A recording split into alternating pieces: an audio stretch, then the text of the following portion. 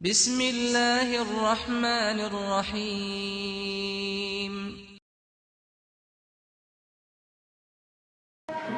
الحمد لله الذي هدانا لهذا وما كنا لنهتدي لولا أن هدانا الله. أشهد أن لا إله إلا الله وحده لا شريك له وأشهد أن محمدا عبده ورسوله لا نبي بعده.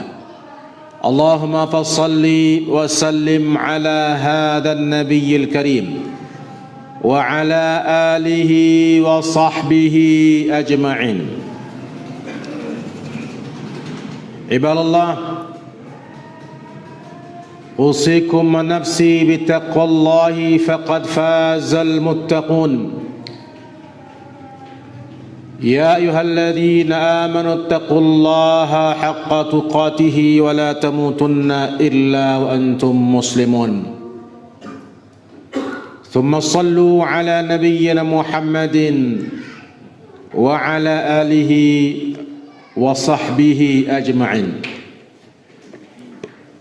قال الله تعالى في كتابه الكريم: أعوذ بالله من الشيطان الرجيم. فأما من أوتي كتابه بيمينه فيقول هاؤم اقرءوا كتابيه.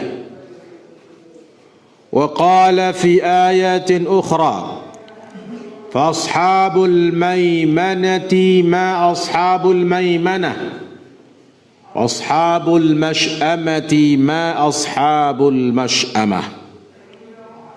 Kaum muslimin sidang Jumat yang berbahagia, tema khutbah kita pada hari ini adalah anjuran untuk mendahulukan yang kanan daripada yang kiri dalam hal-hal yang bersifat mulia. Kaum muslimin sidang Jumat yang berbahagia, ayat yang di awal dibacakan, pertama surat Al-Haqqah ayat 19, yang kedua Al-Waqi'ah 8 dan 9. Allah subhanahu wa ta'ala menceritakan keadaan orang-orang yang kelak menerima kitab dari sebelah kanan. فَأَمَّا مَنْ أُوتِيَ كِتَابَهُ بِيَمِينِهِ فَيَقُولُ هَاؤُمُ اقْرَءُوا كِتَابِيَهْ. Maka orang yang kelak diberikan kitab kepadanya dari sebelah kanan, maka dia akan merasa gembira. Karena dia gembira, maka dia senang orang lain membaca kitabnya. Lalu dia berkata, ha'umu qra'u kitabiyah. Ini buku saya, silakan dibaca. Bagus isinya. Ini bagi orang yang menerima kitab dari sebelah kanan. Pada ayat yang berikutnya nanti bertemu lagi, wa amma man utiya kitabahu bishimalih. Ada lagi yang menerima kitab dari sebelah kanan. Adalah min wara'i dhahri, dari arah belakangnya. Maka ini pertanda bahwa orang ini akan celaka.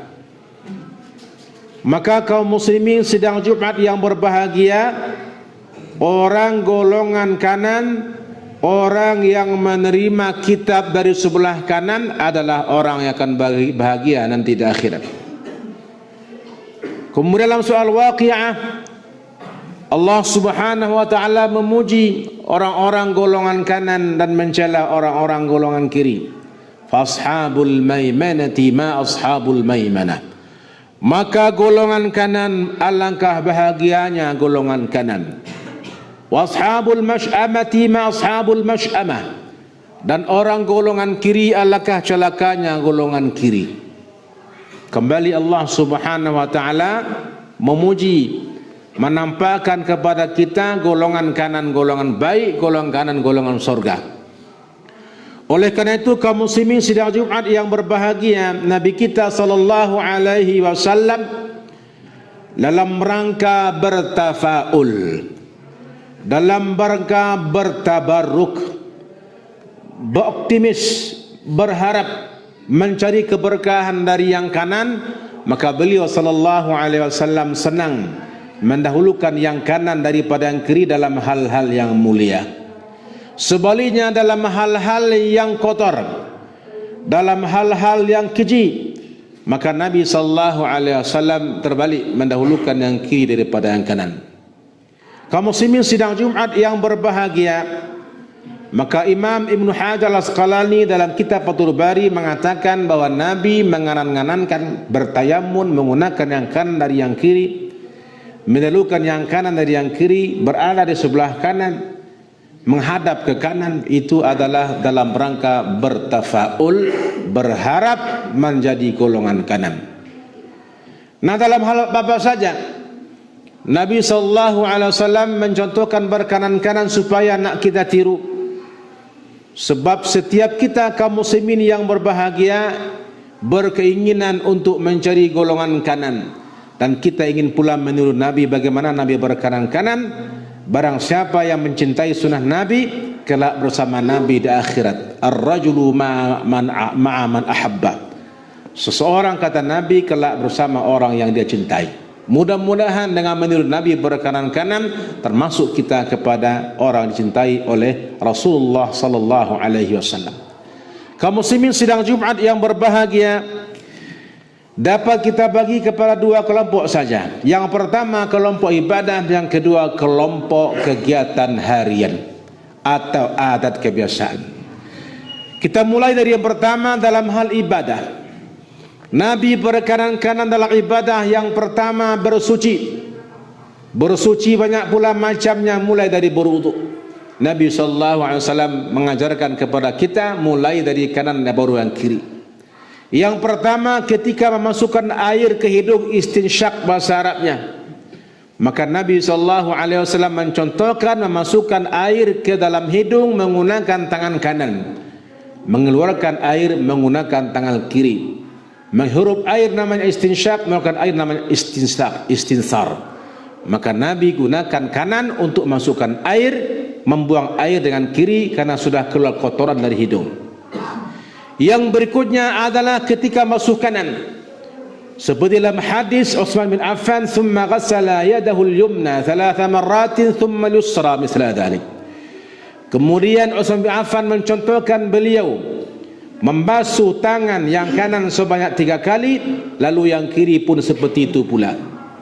Ketika di kaki juga begitu, thumma ghassala rijlahu al-yumna 3 marratin thumma yusra mithla dhalik. Kemudian beliau membasuh tangan kaki kanan sebanyak 3 kali, kiri seperti itu pula. Ini dalam hal berwudu, Nabi SAW berkanan-kanan. Tetapi ada anggota badan yang tidak berkanan-kanan Nabi. Apa di antaranya? Menyeka kepala dan telinga. Nabi menyeka sekaligus dan tidak mendahulukan kanan daripada kiri, serentak. Disekanya seluruh kepalanya mulai dari kening sampai ke kuduk, kemudian kembalikan ke atas langsung ke telinga. Demikian dalam hadis yang sahih. Kaum muslimin sidang Jumat yang berbahagia, ini pertama masalah wudu. Kemudian taharah yang berikutnya mandi.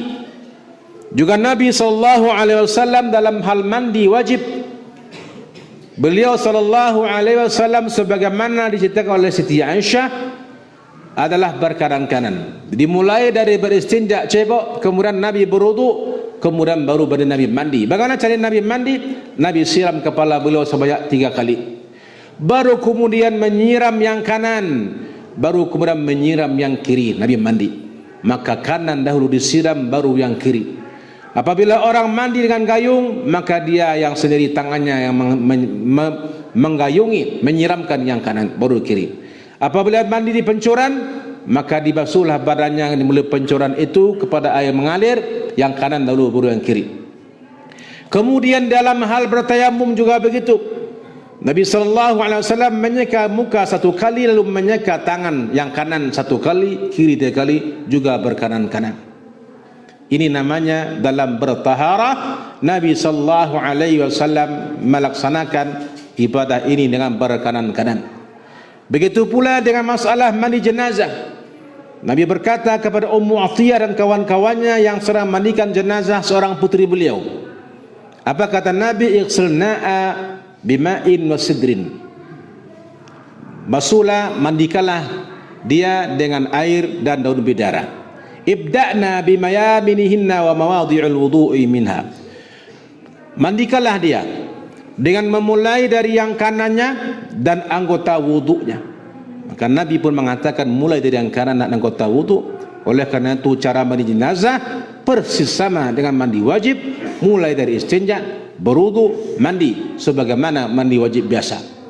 Maka Syekh Al-Utsaimin ketika menerangkan hadis tentang ini, tentang mandi, maka beliau mengatakan idza arada al-insanu, apabila seorang ingin an yaqtasila min al-janabati, mandi junub, fa innahu yatawadda wudu'ahu lis-shalah, maka dia hendaklah berwudu seperti salat. Thumma yufidul ma' ala ra'si 3 marratin, kemudian menyiramkan air ke kepalanya sebanyak 3 kali, kemudian dia memandikan badannya mulai dari kanan lalu yang kiri. Ini penjelasan Syekh Al-Utsaimin. Kemudian kaum muslimin yang berbahagia beranjak kepada masalah apalagi azan lagi. Azan pun Nabi SAW mengajarkan berkanan-kanan. Ketika membaca hayya 'alas salah, maka muazzin memutar kepalanya ke kanan. Ketika hayya 'alal falah, muazzin memutar kepalanya ke kiri. Ulama lain berpendapat juga dalam memaknai hadis, ke kanan hayya 'alas salah pertama, ke kiri hayya 'alas salah kedua. Ke kanan hayya 'alal falah pertama, ke kiri hayya 'alal falah kedua. Tentu tujuannya di zaman Nabi ketika mikrofon belum ada adalah untuk menyebarkan suara muazzin ke seluruh penjuru. Maka pada hari ini ulama mengatakan dalam fatwa ulama, untuk hari ini bagi yang ingin mengamalkan silahkan, tetapi apabila tidak mengamalkan karena mikrofon suaranya tidak ada pengaruhnya ketika orang memutar-putar kepala, maka boleh ketika zaman sekarang tidak lagi mutar kepala. Tapi bagi yang ingin mengamalkan, karena Nabi tidak mensyaratkan apa dimutlakkan begitu, maka silakan pegang mic ketika azan, putar kepala ke kanan, putar ke kiri. Kemudian kaum muslimin berbahagia diajukan dengan masalah salat. Salat pun berkanan-kanan, sudah takbiratul ihram, maka tangan kanan diletakkan di atas tangan kiri. Lalu ketika tahiyat juga menunjuk dengan tangan kanan. Lalu ketika salam melengok ke kanan, baru melengok ke kiri. Ini ketika salat. Lalu ketika kita berimam, apabila imam satu, makmum pun satu pula. Imam satu, makmum satu, berarti makmum hanya satu. Maka posisi makmum ketika dia sendirian saja adalah berada di sebelah kanan imam, sejajar. Kalaupun ingin mundur, mundurlah sedikit, tetapi tetap kakinya menempel kepada imam, tidak jauh. Berdasarkan kepada hadis, yaitu Ibnu Abbas ketika beliau tidur di rumah bibi beliau, istri Nabi SAW, beliau pernah salat berjamaah dengan Nabi salat malam, maka beliau salah berdirinya. Dia masih anak-anak, tidak paham. Berdiri sebelah kiri Nabi, lalu Nabi putar kepalanya ke kanan, tandanya harus di kanan kalau makmum sendirian.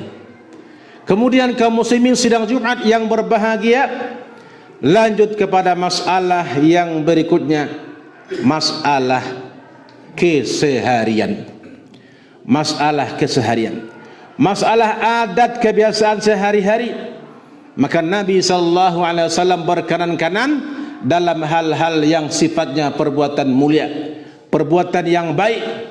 Ini yang harus sama-sama kita contoh kaum muslimin yang berbahagia, sebab dalam kehidupan sehari-hari ini semuanya akan kita lakukan dan amat sering kita lakukan. Apabila kita mau mengamalkannya, maka banyak pahala yang akan kita raih. Karena ketika meniatkan mengikuti sunnah Nabi, mencintai Nabi, maka kita dapat pahala ibadah di sisi Allah Subhanahu wa taala.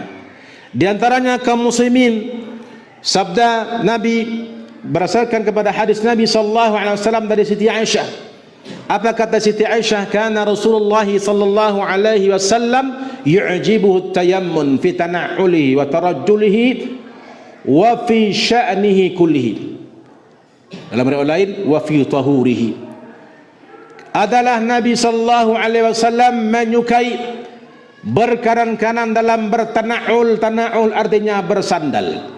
Jadi Nabi ketika memakai sandal ataupun sepatu ataupun kaos kaki dalam hal hari ini, maka Nabi pertama kali memasukkan kaki kanan ke dalam sandal, kaki kanan ke dalam sepatu, kaki kanan ke dalam kaos kaki. Terbalik ketika memasang, ketika mengeluarkannya, membukanya kembali, menanggalkannya kembali, Nabi mendahulukan yang kiri.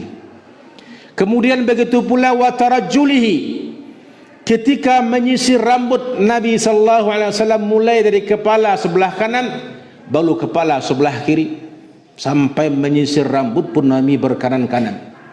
Wa fi tahurihi kullihi wa fi sya'nihi kullihi, dan dalam masalah bersuci beliau semuanya Nabi berkanan-kanan. Wa fi sya'nihi kullihi, dalam urusan apa saja, itu maknanya Nabi berkanan-kanan, khususnya adalah masalah yang mulia. Dalam kitab Subulus Salam dijelaskan oleh Imam Al-Sana'ani kenapa kita berpakaian.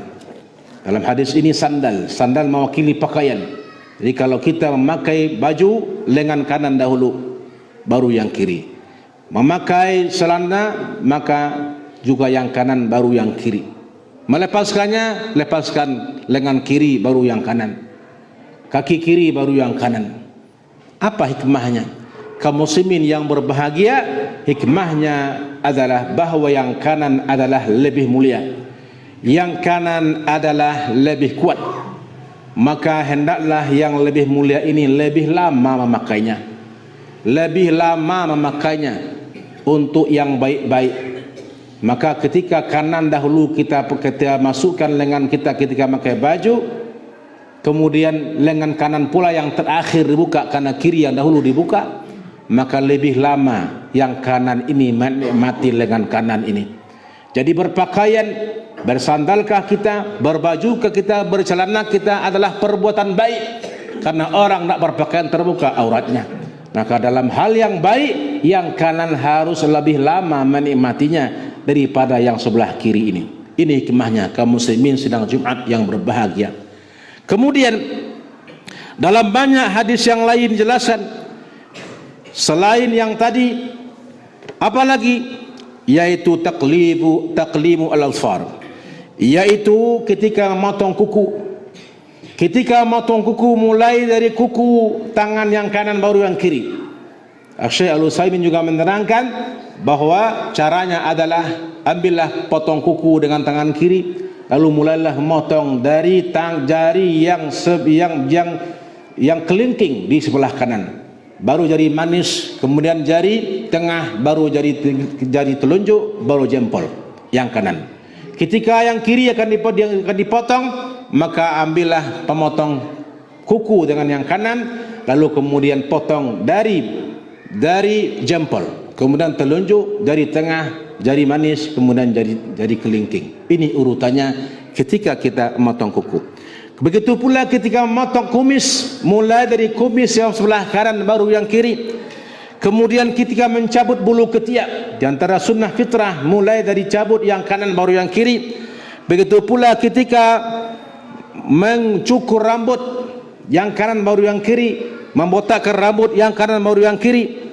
Kemudian ketika bersalaman, maka kita pakai tangan kanan bukan yang kiri.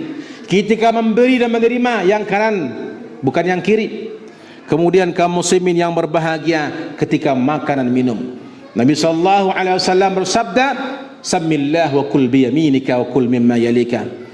Bacalah bismillah, pakailah tangan kanan dan makanlah yang terdekat denganmu. Lalu Nabi pernah pula melihat seorang sahabat makan di hadapan beliau dengan tangan kiri, lalu Nabi tegur, "Kul bi yaminik." Qala la astati', ma mana'ahu ila al-kibr. Jadi Nabi mengatakan, "Makalah dengan kanan-kanan saudara." Kata dia, "Aku tak bisa."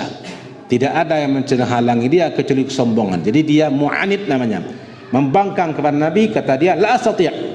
Qala la astata'ta. Nabi mendoakan celaka. La astata'ta maknanya adalah semoga anda memang tak bisa. Jadi kalau kita mengatakan, katakanlah Nabi menyuruh, lalu kita katakan tak bisa, maka Nabi akan mendoakan semoga engkau memang tak bisa. Akhirnya fama rafa'ala fihi, akhirnya dia memang tak bisa lagi mengangkat makanan dengan tangan kanannya, karena tangannya langsung menjadi lemah, artinya stroke. Maka kaum muslimin berbahagia ini menegaskan kepada kita betapa pentingnya seorang muslim memakai tangan kanan ketika makan dan ketika minum, bukan dengan tangan kiri. Kemudian kaum muslimin ketika masuk masjid juga mendahulukan yang kanan, tangan kaki kanan. Maka ketika kita belum lagi terbiasa, ulama menunjukkan kepada kita bagaimana supaya kita terbiasa. Selama kita punya keinginan bisa dilaksanakan. Ketika kita masuk masjid, bertahan dahulu, berhenti sejenak, berfikir dahulu. Kita perintahkan otak kita menyuruh kaki kita yang kanan maju dahulu, yang kanan baru yang kiri. Itu pula kita keluar terbalik, yang kiri keluar kaki kita baru yang kanan. Kenapa demikian? Supaya yang kanan lebih dahulu menikmati dan lebih lama menikmati daripada yang kiri. Dia dahulu masuk, dia pula yang keluar kemudian. Tandanya apa? Masjid lebih mulia daripada luar masjid. Terbalik ketika masuk WC, di luar WC lebih mulia daripada WC, maka kiri dahulu masuk dan kanan yang dahulu keluar, supaya yang menikmati WC kaki kiri ini yang lebih lama, bukan yang kanan. Maka ini kemahnya, segala yang baik dengan yang kanan, segala yang buruk mulai dari kiri. Kemudian kaum muslimin bahaya ketika tidur. Nabi SAW mengajarkan, idza tayta marji'aka fatawadda wudu'aka lis-salat thumma taji' ala syaqqikal ayman.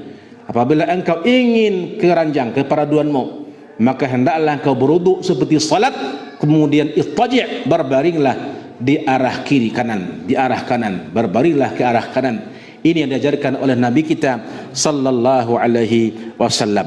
Oleh karena itu kaum muslimin berbahagia, bagi kita sebagai orang yang mengaku cinta kepada Rasulullah sallallahu alaihi wasallam dan sunnah Nabi sallallahu alaihi wasallam, mari kita sama meniatkan dengan hati kita yang ikhlas supaya kita dapat meniru Nabi sallallahu alaihi wasallam, berkanan-kanan dalam hal yang mulia yang baik dan berkiri-kiri dalam hal yang kotor atau yang tidak mulia. Mudah-mudahan kita termasuk orang-orang yang tercatat sebagai pecinta Nabi sallallahu alaihi wasallam, dan dengan demikian pula kita menjadi ashabul yamin, orang-orang yang golongan kanan. Fa'tabiru ya al-absar la'allakum turhamun.